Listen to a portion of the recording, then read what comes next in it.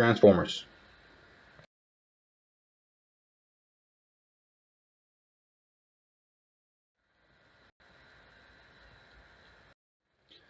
Objectives for this chapter is to explain the operation of a transformer, discuss the relationship between mutual induction and transformers, describe the effect of self-induction, calculate the various values of currents and voltages in transformer circuits, list 3 types of transformer losses, identify delta, Y transformer connections, discuss grounding and electrical circuit, explain troubleshooting procedures for transformers, and describe several special transformer applications. Some of the keywords discussed are copper losses, current ratio, current losses, high lag, hysteresis loss, impedance, induction, isolation, make ohm meter, mutual induction, primary, secondary, self-induction, step-down transformers, step-up transformers, tap transformer, turns ratio, and voltage ratio. The invention of the transformer made possible the distribution of electrical energy to homes and factories all over America and the world. In the chapter, you will study the basic principles of transformer operation. You will learn how power companies use transformers to distribute electricity to your home, and you will also learn how transformers are used to convert 120 volt household voltage to a lower voltage for use in many electronic devices such as stereos, televisions, computers, and video games. 12.1 Transformer Theory. A transformer is a device used to transfer energy from one circuit to another using electromagnetic induction. A transformer consists of 2 or more coils of wire wound around a common laminated iron core. Transformers have no moving parts and require very little care. They are simple, rugged, and efficient devices. The construction of a simple transformer is shown in figure 12-2. Along with its schematic symbol, the first winding, which is the input winding, is called the primary. This winding receives the energy from the source. The second winding, which is the output winding, is called the secondary. The output load is attached to the secondary.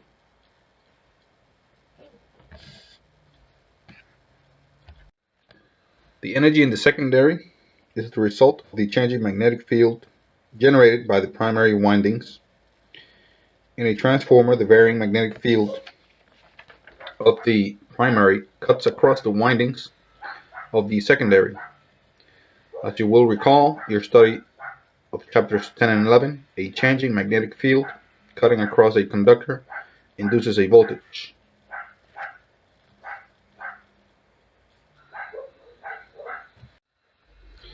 Consequently, the changing primary voltages or voltage induces a voltage in the secondary. Therefore, the transformer is a device that must work on an alternating current or a pulsating direct current. The primary field must be a moving magnetic field in order to the transfer of energy to take place.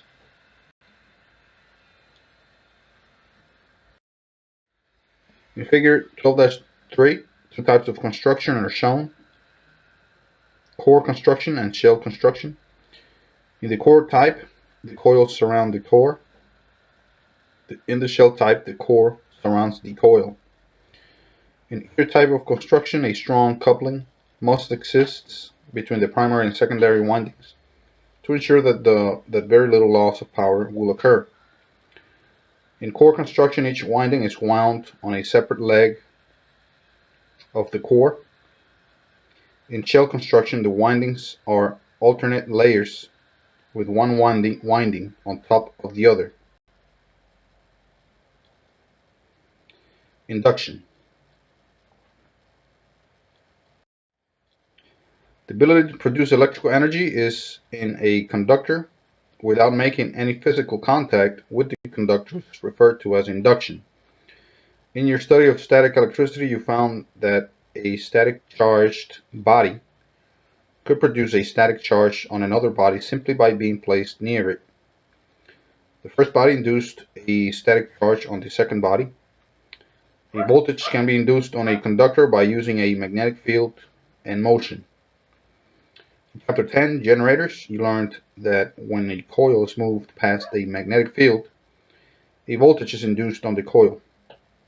You also learned that a magnetic field moved past a coil produces the same result. Basically, if there is a magnetic field, a coil, and motion, an EMF is produced. Examine figure 12-4.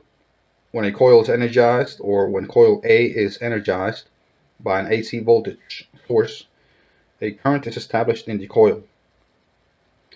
The alternating current flowing through a coil A produces a rising and collapsing magnetic field. A magnetic field rises and collapses at the same rate as the frequency of the AC voltage.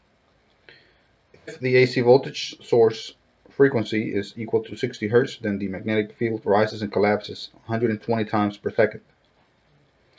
A transformer applies the same principle as the generating EMF. The difference is that there is no physical motion in the transformer. Instead, the magnetic field rising and collapsing provides the needed motion. Coil A produces a rising and collapsing magnetic field that cuts across the conductors in coil B. Coil B has a voltage induced by the electrical action of coil A. This is the principle behind all transformers. This principle is called mutual induction.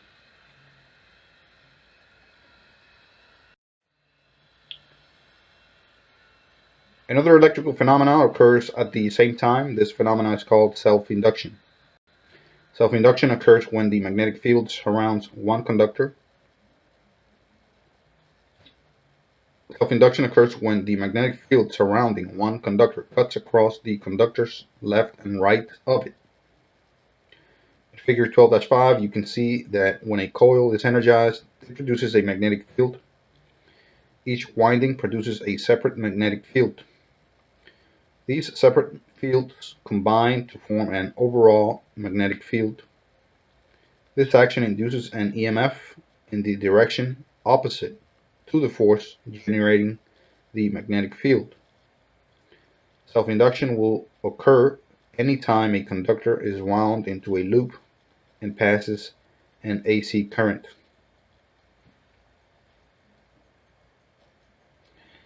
The theory of induction and its application to other electronic circuits is covered in greater detail in Chapter 14, Inductors and RL Circuitry. For now, only the basic concept of induction, mutual induction, and self-induction that apply to the transformer will be covered.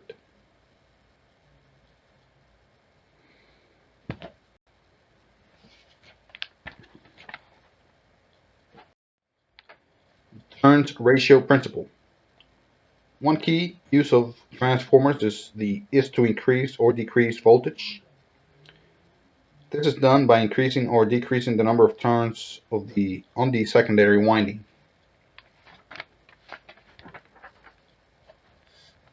The amount of voltage is raised or lowered is based upon the ratio of the number of turns of wire used in the transformer's primary versus its secondary windings.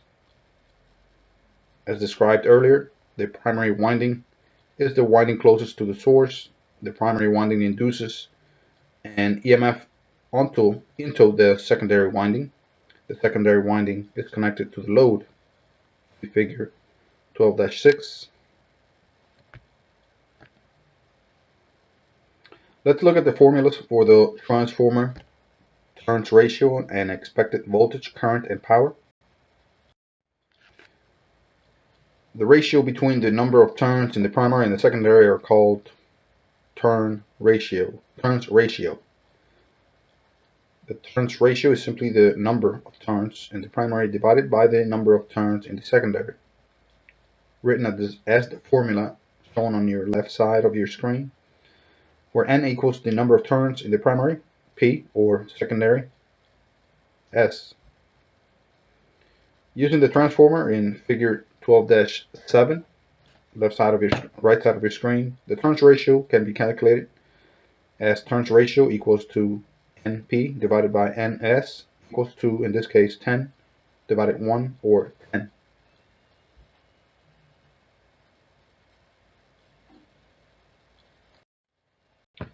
There are 1000 turns of conductor in the primary of the transformer, and the secondary has 100 turns of wire. The ratio here, in the case just shown, is 10 to 1. The voltage ratio is the ratio between the voltages of the primary and the secondary. It is the same proportion as the turns ratio, or voltage ratio, equals to EP divided by ES, which equals to NP divided by NS. The current ratio is the ratio between the currents in the primary and secondary. It is the inverse proportion to the turns ratio. Current ratio equals to IS divided by IP, which equals to NP divided by NS. Combining the ratios is equal to EP divided by ES, which is equal to NP divided by NS, which is equal to IS divided by IP.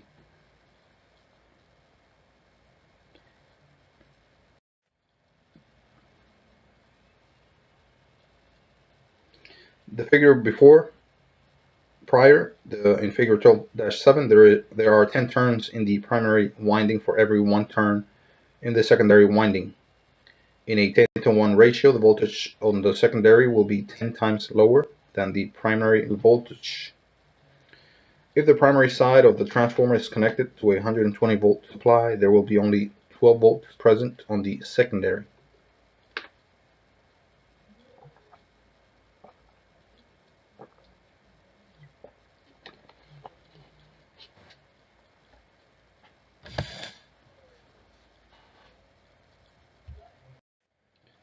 Examining the ratios, you can see that the current ratio is the opposite of voltage ratio. If the voltage ratio is 10 to 1, the current ratio will be 1 to 10.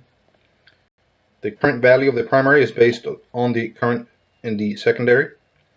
The current in the secondary is determined by the load connected to the secondary. The current value for the primary in figure 12-7 will be 1/10 of that of the current flowing in the secondary.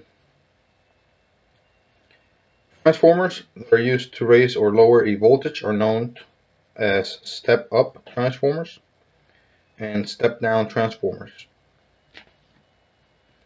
So figure 12-8 on your right side of the screen. Step-up transformers have more turns in the secondary than in the primary. The voltage is increased, it is stepped up. Step-down transformers have fewer turns in the secondary than in the primary. The voltage is decreased, it steps down.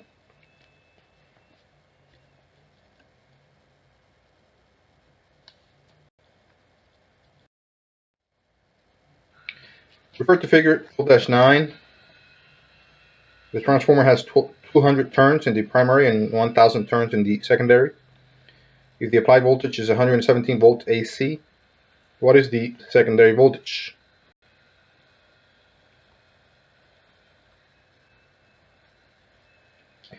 For that, we use the equations as shown, formulas, EP divided by ES, which equals, we know that, equals to NP divided by NS.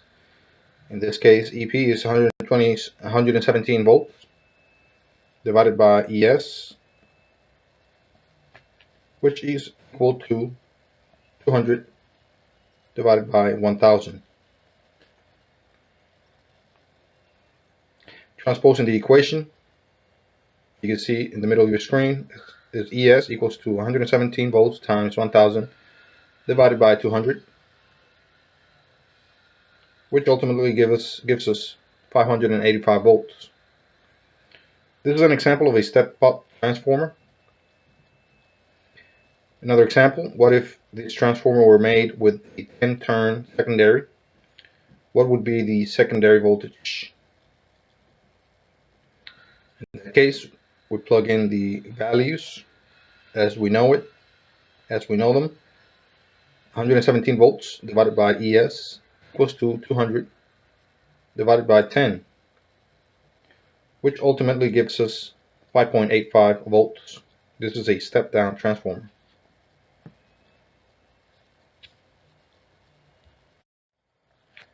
Transformer power. Calculating the power in the secondary of a transformer should take into account a transformer's efficiency. However, for now we will consider the transformer an ideal piece of equipment working at 100% efficiency. If we make this assumption, then the power on the primary side should be equal to the power on the secondary side in the form of a formula shown. P equals PS. The power rating for a transformer is usually expressed as VA, volt amps, or kVAs or kilovolt amps, rather than watts. The reason for this is that technology will become evident. The reason for this technology will become evident in Chapter 14. The power used in the secondary circuit must be supplied by the primary. Assuming that the transformer is 100% efficient, the power in the secondary, IS times ES, must equal the power in the primary, IP times EP. For example, a step-up transformer produces 300 volts in the secondary when 100 volts of AC is applied to the primary. A 100 ohm load is applied to the secondary. Then what is the power in the primary? For this, see figure on your screen 12-10. The relationship between voltage, amperage, and power in the primary and secondary of a transformer. So using Ohm's law, current equals power S, or voltage S, divided by the resistance, which in this case is 300 volts divided by 100 ohms, or 3 amps. A current of 3 amperes flows. In this case, the power used in the secondary can be found using the formula shown on your screen at top, where power equals to current S times voltage S. In this case being power equals 3 amps times 300 volts, or 900 VAs, volt amps. Since the primary must supply this power, then current S equals to voltage S, which equals to current power, or P, times voltage P, which equals 900 VAs.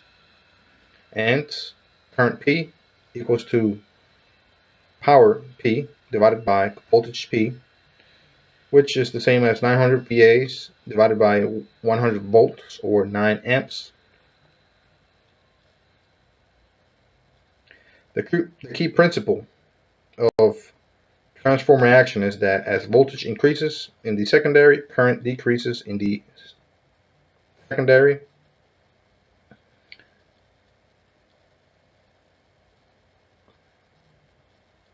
The key principle of a transformer action is that as voltage increases in the secondary, current decreases in the secondary. Power companies use this key principle as the basis for distribution of electricity. In the study of conductors, you learn that all wires have some resistance. You will also recall that the power loss in a circuit or conductor is P equals to current squared times resistance, or P equals to I squared R. Power loss varies as the square of the current. A length of wire having a resistance of 2 ohms and carrying a 10 ampere current will have a power loss of P equals to I squared times R, or in this case 10 amps squared times 2 ohms, which is 200 watts.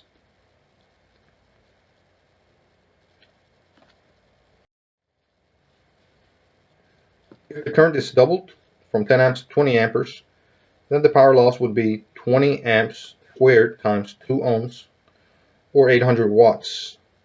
This is 4 times the loss of power as there was at 10 amperes. It is more economical to raise the voltage and decrease the current in electrical distribution systems to reduce power loss in the transmission lines. Transformers are used for this purpose. Examine figure 2-11, an electric appliance in your home uses 10.25 amperes of current. How much power is consumed when the appliance is turned on? For that, power equals to I times E, which equals to 10.25 amps.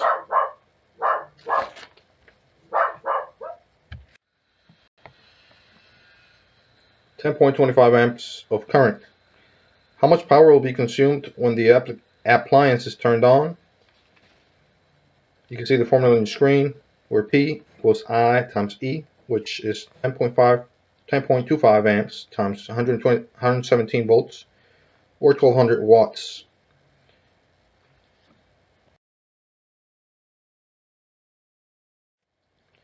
In the 12,000 volt city lines, a current of 0.1 amp would flow, or 0.1 amps times 12,000 volts equals 1200 watts.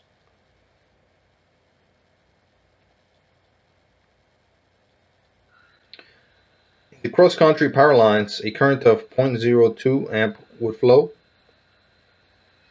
0.02 amps times 60,000 volts equals 1200 watts. By raising the voltage, power companies are able to supply large cities and industries with electricity using small wires for transmission lines. And while smaller wires do have greater resistance per foot, the loss from this resistance is only in direct proportion to the current used. Power companies select a wire that has the least resistance, yet is large enough to carry the expected current. These wires must also be strong enough to withstand high winds, ice, and snow. Transformer losses. Transformer losses are very small when compared to other types of electrical equipment. Most theory calculations involving transformers are based upon 100% efficiency, but there are in fact some losses with which you need to be familiar.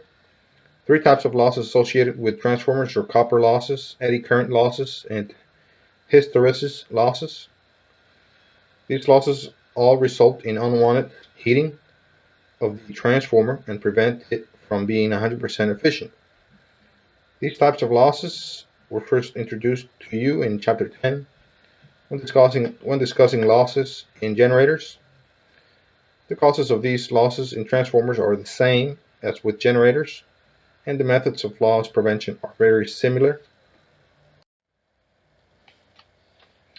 Copper losses are the result of resistance of wire used in the transformer windings.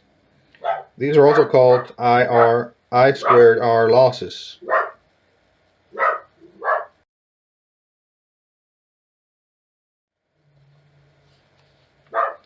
A current increases in the winding, so does the heat. As current increases in the winding, so does the heat loss according to Ohm's law and the power law. Larger diameter wire has lower losses. Eddy current losses are caused by small whirlpools of current induced in the core material.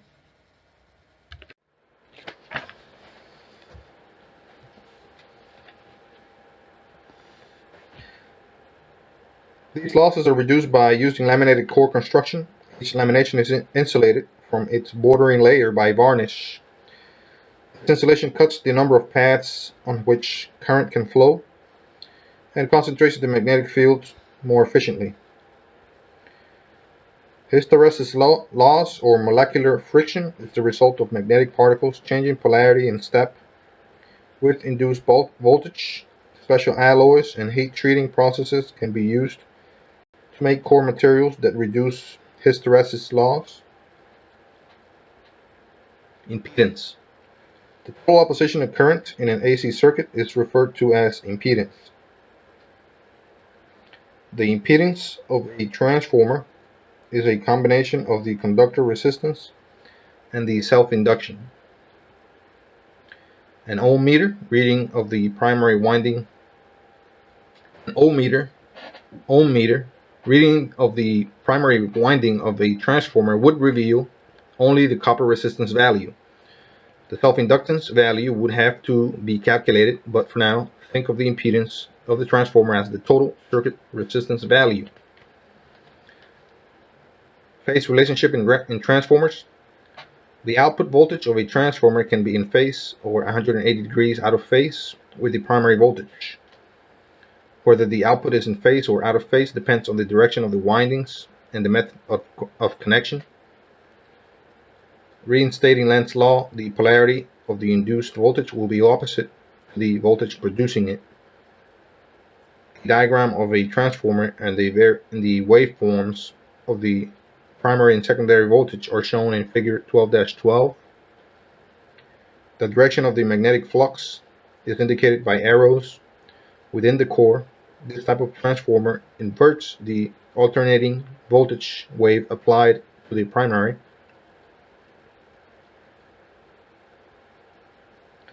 Often in schematics, the phase alignment is indicated by phasing dots.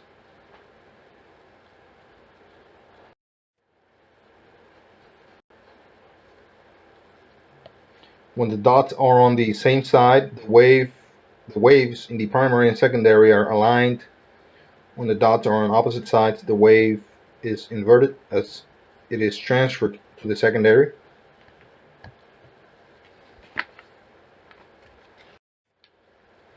Taps. Power transformers often have a number of taps in their secondary winding. A tap is a fixed electrical connection made to a winding at a point other than its terminals. Taps allow one transformer to provide a number of different voltages for use. If a tap is made on the secondary winding, that's shown in figure 12-14, two voltages can be received from the output. These voltages are 180 degrees out of phase with each other. Voltage phase is discussed in detail in chapter 15. The primary of a power transformer can also be tapped. This action allows the use of varying input voltages. This feature is useful when electrical or electronic equipment is moved from one location to another location that has a different AC voltage.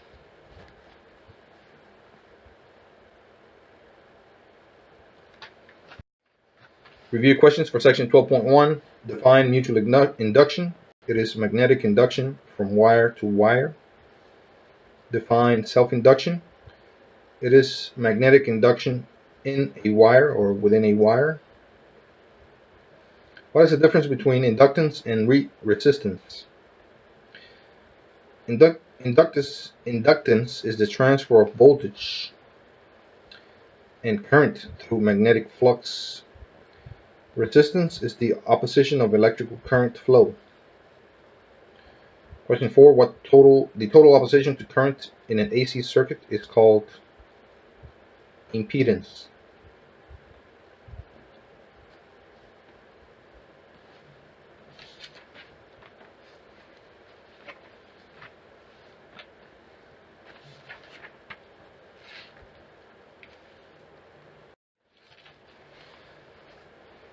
Typical distribution system. Electrical power is generated at the power plant. Typical voltages are 2400 to 4160 volts, or 2400 to 4160 volts.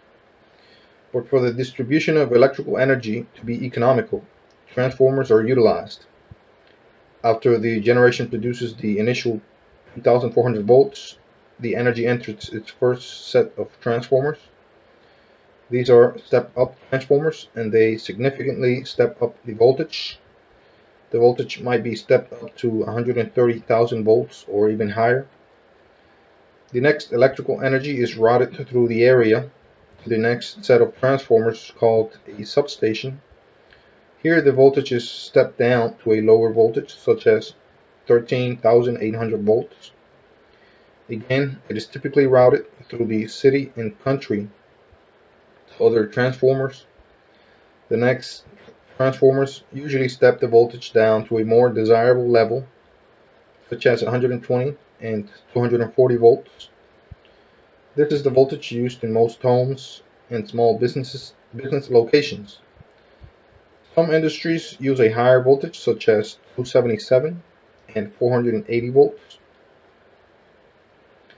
The pattern of voltage distribution is engineered not only with efficiency but also safety in mind. Higher voltage distribution systems typically run on higher poles and towers. Residential areas usually have lower voltage distribution systems, such as 2400 and 4160 volts. These voltages are very deadly, but it is much safer than utilizing systems over 50,000 volts in a residential neighborhood. The power company wants to use the highest voltage possible for distribution because it results in lower current. If the system uses lower current values, much smaller wire sizes can be used, and the smaller wire sizes result in a tremendous reduction in installation cost. Using less current also results in less power loss in the lines, based on the formula current squared times resistance. The resistance of the wire will generate heat, causing a power loss. The less current applied to the system, the lower the losses. Delta Y three-phase power systems. Looking at figure 12-15 is an illustration of a typical single-phase transformer. It has a primary winding that is connected to high voltage or high voltages, such as 2400 volts, 4160 volts, or 13,200 volts, depending on the rating and turns ratio of the transformer. The secondary of the transformer provides 120 to 240 volts. Notice that the neutral is indicated by the N. It is derived from the tap in the middle of the secondary and is common to both 120 volts lines. The neutral is also grounded at the transformer. This makes the potential of the neutral connector the same as that of the earth. Also note that the secondary windings can be connected in series or in parallel.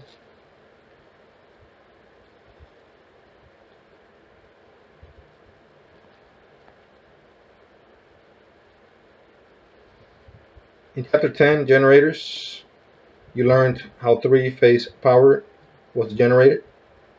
Power companies distribute electrical energy by using a three-phase distribution system.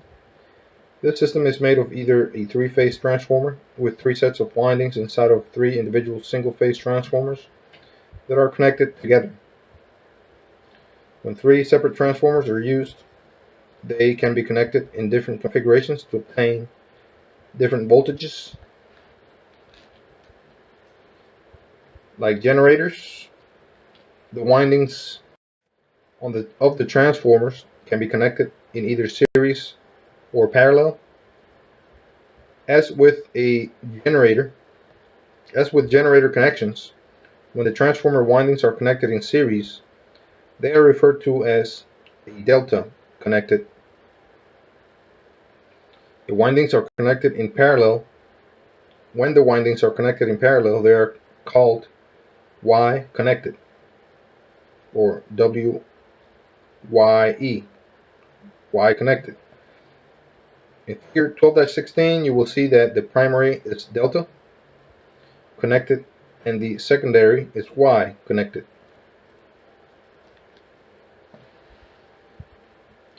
Generator windings are connected in a similar manner. For our purpose, we will not be too concerned as to which way the power company connects the power windings of the distribution transformers they use. More importantly, we must know how the secondary is connected so we can safely predict the voltages serving the building and equipment inside.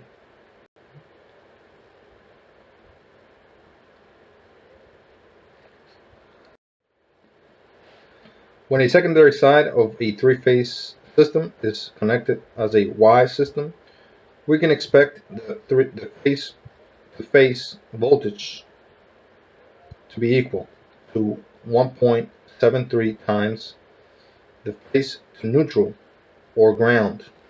Again, when a secondary side of a three-phase transformer or a three-phase system is connected as a Y system, we can expect the phase-to-phase voltage to be equal to 1.73 times the phase to neutral or ground.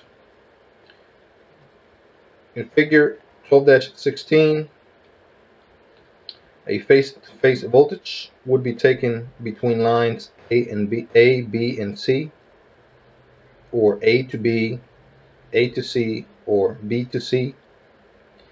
Because the phase relationship of the two voltages is 120 degrees apart, the resulting voltage will be 1.73 times the voltage rating of one phase. Notice that the voltage between line A and ground is 120 volts. The voltage between lines A and B is 1.73 times 120 volts, or 208 volts. When the secondary side of the transformer is delta connected, the transformer is used mainly for three-phase power systems such as electric motors. Figure 12-17 for this. A delta secondary does not always have a neutral conductor. When a neutral conductor is provided, then the voltage is equal to 120 volts to neutral from phase A or B. Phase C is over 200 volts to ground. The current flowing through the delta connected windings is equal to 1.73 times the current in one winding, not double the current. Again, not double the current. Again, this condition is a result of the phase relationship of the series connected delta system. Now let's note one of the most important facts concerning delta connected transformers with a neutral. Only two lines of the delta connection are equal to 120 volts to ground or neutral. The other is equal to approximately 200 volts. Look at figure 12-17 again. See how the neutral is common to both A and B windings in the center transformer. The line marked C is referred to as the high lag. The high lag has 1.5 full windings separating it from the neutral conductor. This condition and the phase relationship causes a much higher potential to exist between phase C and the neutral. When properly installed, all lighting and receptacles are connected using only the voltage provided by A and B. The line marked C is used only as part of a three-phase equipment system. A technician must be careful when connecting circuits to a three-phase panel not to connect 120 volt equipment to the high lag. The high lag is usually distinguished by an orange marking.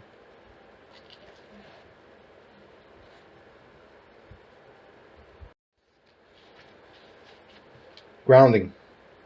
Grounding in an electrical system provides a safe path to fault current. Grounding in an electrical system provides a safe path for fault current. The fault current is the amount of amperage flowing to earth from the electrical fault. The amount of fault current is limited only by the conductor resistance and the transformer impedance. A minimum ground fault current can be in excess of 10,000 amps. Looking at figure 12-8, when a transformer converts electrical energy by magnetic means, the secondary side of the transformer becomes electrically isolated from the rest of the system as far as the system ground is concerned. Until one of the conductors on the secondary side is grounded, no conductor on the secondary side will continue. Again, until one of the conductors on the secondary side is grounded, no conductor on the secondary side will conduct electrons to Earth. If one of the conductors is not connected to Earth, a conductor to ground voltage reading will behave like an open circuit. A ground is established by driving a rod into the ground and connecting it to one of the conductors. Once this is accomplished, any conductor on the secondary side of the transformer is capable of completing a circuit through the earth or through to the earth. In addition, driving a rod into the ground at the transformer, the electrical system is also grounded at the electrical meter.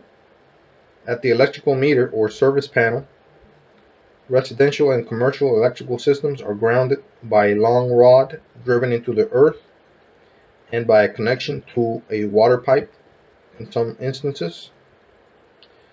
This dual connection helps to ensure a good ground. Troubleshooting transformers. When troubleshooting transformers, it is important to remember that ohm meter readings of resistance do not give the technician a good diagnosis of the condition of the primary and secondary windings. In general, the larger the transformer, the lower the resistance reading. However, this resistance reading is a purely DC reading and does not take into consideration the inductive reactance. Most step-down transformers have a very low DC resistance reading on the primary and an even lower reading on the secondary. A better way to tell if a transformer is good is by using a meg-ohm meter. A meg-ohm meter is an ohm meter that uses higher than normal voltages and accurately reads resistance into the meg-ohm values. Most transformer failures are caused by an overload condition and will have a discolored or burnt appearance and a burnt odor. Another method of testing transformer is by disconnecting the load, insulating the secondary leads with tape or wire nut connectors, and then fusing the primary and small value with a small value fuse.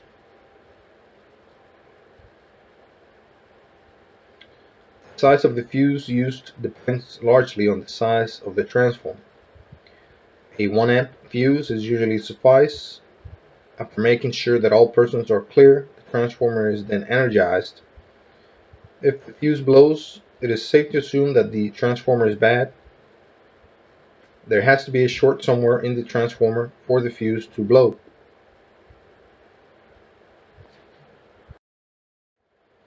Now review questions for section 12.2. What are the advantages of using high voltages for power distribution? And that is that less current is used or needed, and there is less I squared R losses. Number 2, transformer windings connected in series are referred to as delta wound. 3, what is a high leg? It is the C leg of the delta wound transformer, and it has over 200 volts to neutral. Number 4, fill in the blank. A or N blank is a meter that can be used to troubleshoot a transformer, and that is a meg-ohm meter.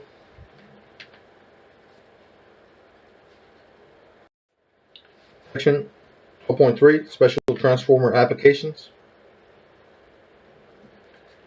There are quite a number of special transformer applications. The following text details only a few of these applications.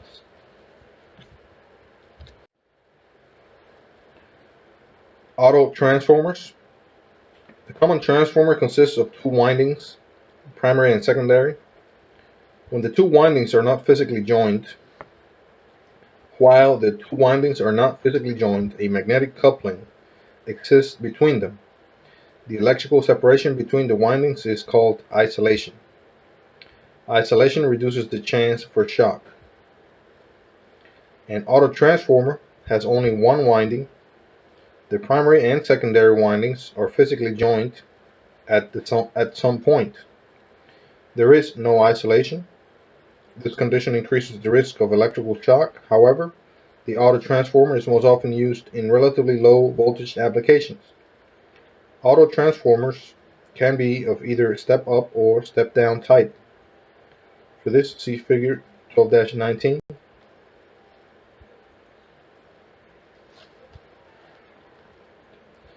Induction circuit breaker. One common use of the induction coil is in circuit breakers. One common use of the induction coil is in circuit breakers. Circuit breakers, discussed in Chapter 6, use an inductor to trigger a switch to shut off the current in a circuit. Current traveling through the coil of a circuit breaker produces a magnetic field. When a certain level of current is reached, the strength of the magnetic field breaks the circuit.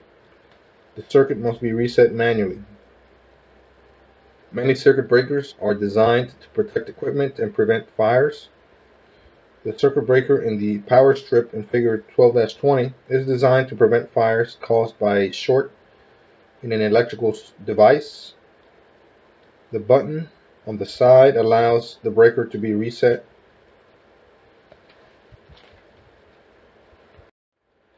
Lighting ballast. Electrical discharge lighting systems, such as fluorescent lighting and mercury vapor, uses a special classification of transformer known as ballast. A ballast serves two purposes in electric discharge lighting. The ballast is used to start the lamp by producing the necessary voltage levels to create an arc through the lamp. It also limits current through the lamp. When the electric discharge lamp is in the conductive mode, the lamp offers almost no resistance to the current. The windings in the lamp ballast consist of many turns of small wire that create a high resistance path for the current when energized. Typically, a dead short could be created on the secondary side of the ballast circuit without overloading the ballast. Although it is not recommended, the ballast used in lighting circuits are typically very inductive. Most ballast systems use either an internal or external capacitor to help reduce the amount of induction caused by the ballast. The capacitor helps to reduce the amount of power loss caused by the induction of the windings. Many lighting circuits use an autotransformer style of ballast, such as the one shown in figure 12-21.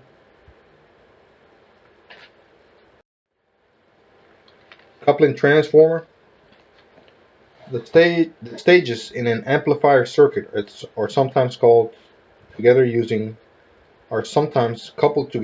transformers. Again, the stages in an amplifier circuit are sometimes coupled together using transformers, such as the one in figure 12-22. The transformers are small in size and are not used to raise or lower voltage, but rather as a way of separating sections or stages of an amplifier system. The coupling transformer isolates each section of the amplifier circuit so that the design of each section and their individual resistance characteristics do not interfere with the other section. This process is referred to as impedance matching. The transformer is one way to ensure that each section will be compatible with the next. You will learn more about this in Chapter 18.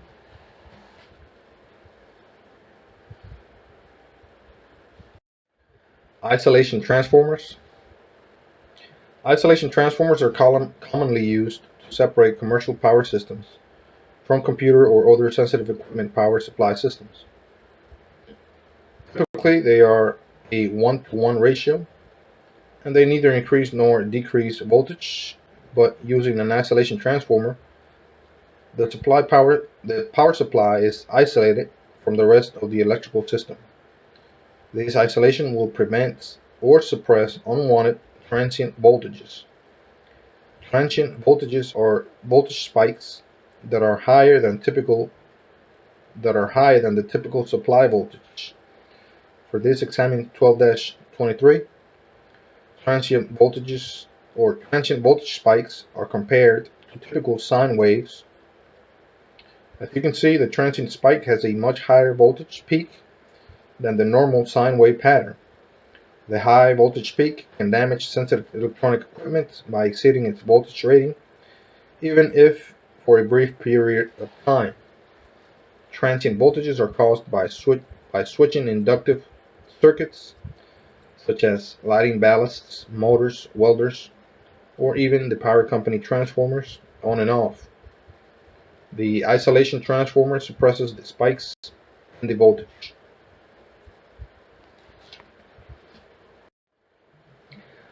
Automobile ignition coil.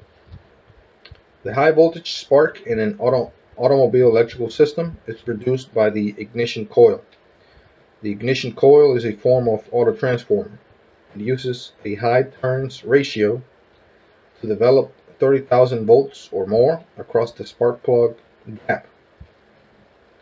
You may be wondering how the transformer principle is applied to a DC circuit. A car uses a 12-volt battery, 12 volts DC, to power as a power supply, the battery. For this, look at figure 12-24 as we trace the ignition circuit. Note that some of the devices found in the car ignition system have been eliminated to make the circuit easy and simple to follow. The 12-volt battery is connected in series with an ignition switch. The circuit connects to the ignition coil and then on to the distributor. The distributor turns, producing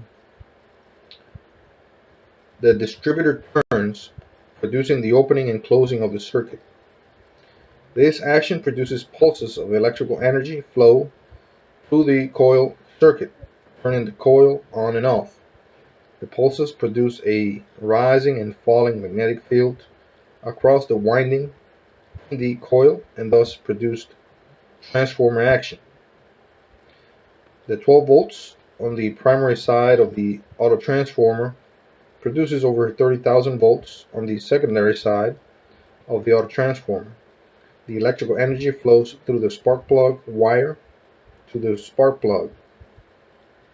At the spark plug, the circuit has an intentional open. The open in the circuit is at the spark plug gap. The 30,000 volts easily arc across the open gap, completing the circuit to chassis ground. The arc across the spark plug gap ignites the gasoline vapor, causing an explosion. The explosion forces the piston to move and thus the engine runs.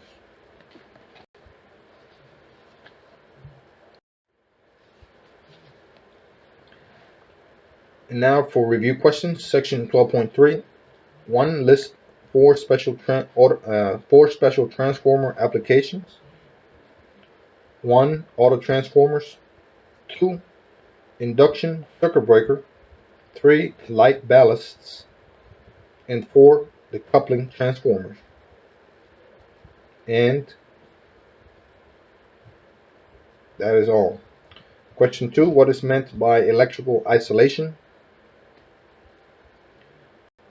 The primary and the secondary coils in a transformer are physically isolated or separate. What are the two jobs of the lighting ballast? First is to provide voltage or high voltage to light up gases and to prevent overcurrents in the lamp.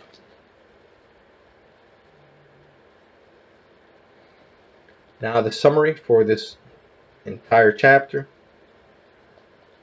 1. The input side of a transformer is called the primary. 2. The load side of a transformer is called the secondary. 3. The operation of the transformer is an application of induction. 4. The ability to produce electrical energy in a conductor without making physical contact with the conductor is referred to as induction.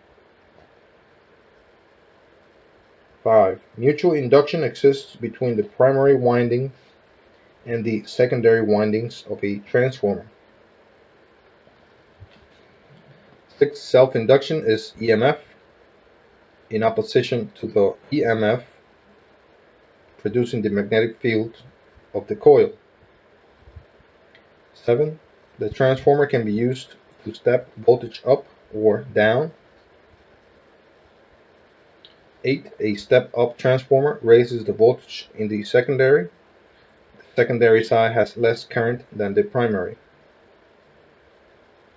9. A step-down transformer lowers the voltage in the secondary. The secondary side has greater current than the primary. 10. The transformer turns ratio, voltage ratio, and current ratio are related by the formula shown on the screen right side, where voltage P divided by voltage S is equal to NP of the number of turns P primary for P, secondary for S, divided by the number of turns in the secondary, which equals to the current in the primary in the secondary divided by the current in the primary. Number 11, the power rating of a transformer is expressed in volt amps or VAs, or kilovolt amps, kVAs. Number 12, transformer losses are due to copper losses, eddy currents or eddy current losses, and hysteresis losses. Eddy currents and hysteresis occur in the iron parts of the transformer. Copper losses are based upon the resistance of the conductor windings. 13. The total opposition to current in an AC circuit is referred to as impedance. Number 14. A center tap in a transformer allows the secondary windings to provide two equal voltages. One will be 180 degrees out of phase with the other. Number 15. When a transformer windings are connected in series, they are referred to as delta connected. When the windings are connected in parallel, they are called Y connected. 16. Y transformer banks produce 120 to 208 voltage and are used for power and lighting applications. 17. Delta transformer banks are used for 120 to 240 volt voltage and are used mainly for power applications. 18. Grounding an electrical system provides a safe path for fault current. Number 19. The purpose of isolation in a transformer is to separate the primary and secondary winding. There is no electrical connection between them. The secondary and primary are not connected only by a magnetic field. Or the secondary and primary again are connected only by a magnetic field.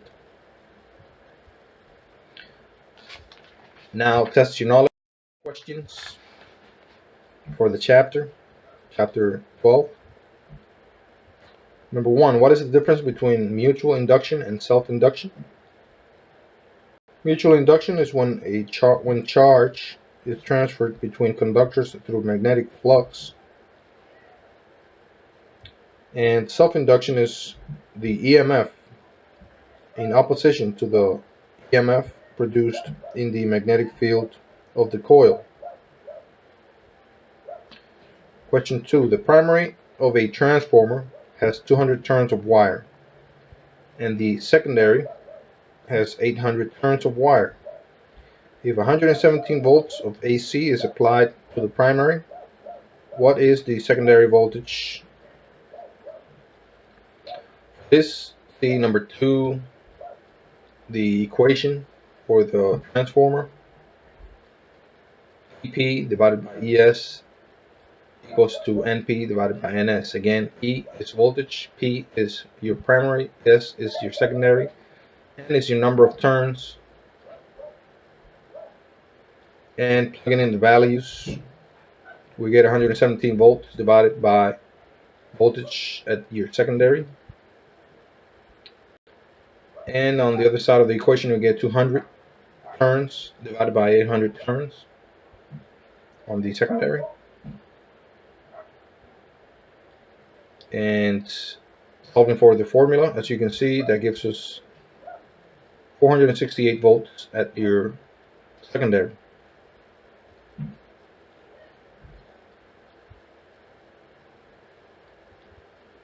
Question 3. The primary of a transformer has 50 turns and the secondary has 20 turns. If the current in the secondary is 2 amps, what is the current in the primary? For that, number 3, we turn to the formula given at the number 3 on your right side of the screen, top. Current secondary divided by current primary equals to number of turns in your primary divided by the current number of turns in your secondary. In this case, we have 2 amps divided by your current at your primary, which equals in this case 50 turns divided by 20 turns.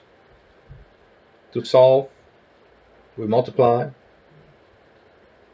as seen, 2 times 20 on one side and current on the primary times 50 on the other side, and we ultimately get, doing a little bit of algebra 0.8 amps for the current at your primary.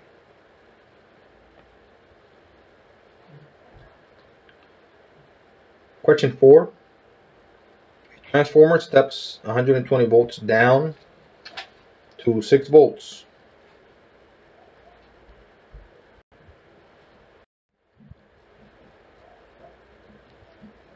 A 30 ohm resistor is connected to the load side of the transformer. What is the current value of in the primary caused by the secondary load? Assume 100% efficiency.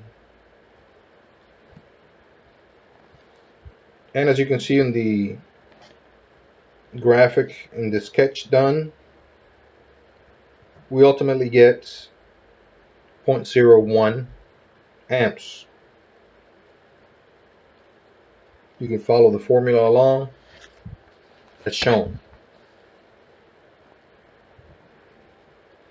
Number 5, fill in the blank. The current induced in the iron core of a transformer is called A or an, and the answer is mutual induction.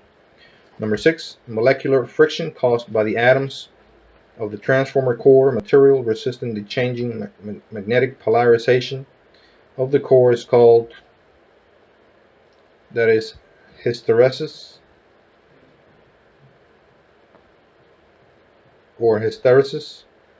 Number 7, losses due to resistance of the conductor inside of a transformer are called blank losses.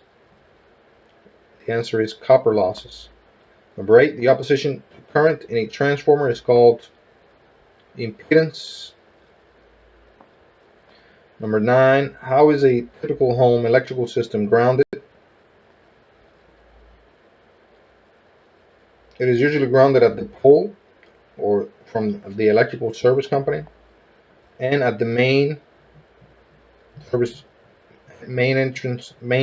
entrance using an 8-foot rod in most cases, and secondarily they also tied up to the metal water piping system if one exists. Number 10, why would you use a coupling transformer between different stages in an amplifier? And that is to match impedance between the sections of an amplifier.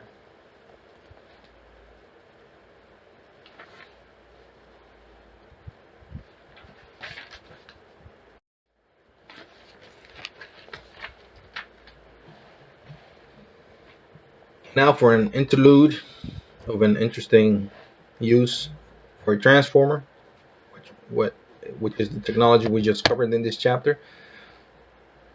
Electric resistance welding. Electric resistance welding is based on the principle that when an electrical current is passed through metal, friction caused by the resistance to this current heats the metal.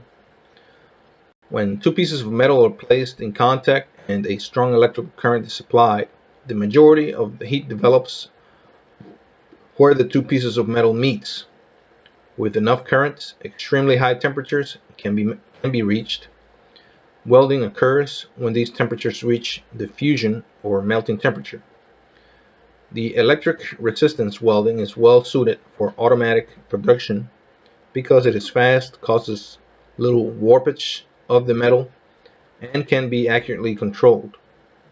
Common resistance welding processes include spot welding, projection welding, seam welding, and offset welding. Resistance spot welding, or RSW, is the most common. RSW consists of lapping two pieces of metal and clamping them between two electrodes. A current is passed between the two electrodes and a small molten spot is formed. After the current stops, the electrodes continue to hold the metal, allowing the spot to solidify. The two pieces of metal are now fused together by a spot weld or weld nugget. The welding current can be either AC or DC, but most RSW machines develop an alternating current. An AC RSW machine is basically an electric transformer requiring high current amperage at low voltage. A step-down transformer is used to decrease the voltage and increase the current. To accomplish this, the transformer's primary winding has many turns and the secondary has only 1 to 3 turns. Insulated conductors run from the secondary winding to the two electrodes. The time required to make a spot weld is divided into 3 separate periods: squeeze time, weld time, and hold time. These 3 time periods make up one weld sequence. Electronically programmed machines complete the weld sequence automatically, while a manual machine requires the operator to control the times of the weld sequence. In a large product such as an automobile, the sequence is repeated many times.